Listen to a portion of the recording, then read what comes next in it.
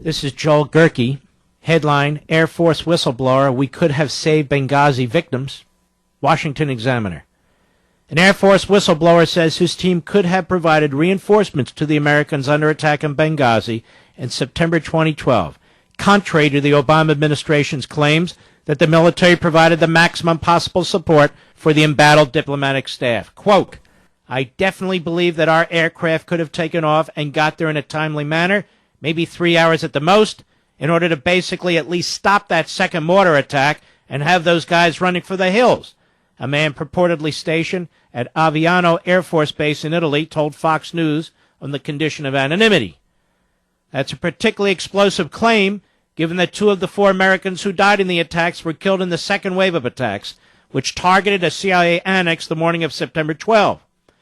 But the whistleblower has not spoken to Representative Trey Gowdy, who is chairman of the Select Committee investigating the attacks, because, quote, there are so many ways you can get screwed over for cooperating with lawmakers, he said. Now that frustrates Gowdy, who accused the Obama administration of preventing him from talking to all relevant witnesses. He said, as a former federal prosecutor, I find it deeply troubling there are individuals who would like to share their stories, but have not because they're afraid of retaliation from their superiors, he said in a Wednesday response. No one should be afraid of talking to their elected representatives in Congress.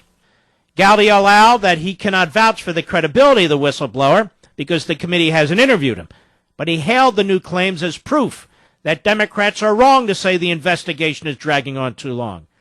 Democrats may be content to stick to their preordained conclusions, he said, but the committee has an obligation to determine what can and cannot be substantiated when it comes to the new witnesses who've interviewed and the new evidence we have gathered. The anonymous whistleblower says he feels a sense of fault for not deploying in time to save CIA contractors Glenn Dougherty and Tyrone Woods, who died in the second assault. When you see the movie, it's absolutely heartbreaking.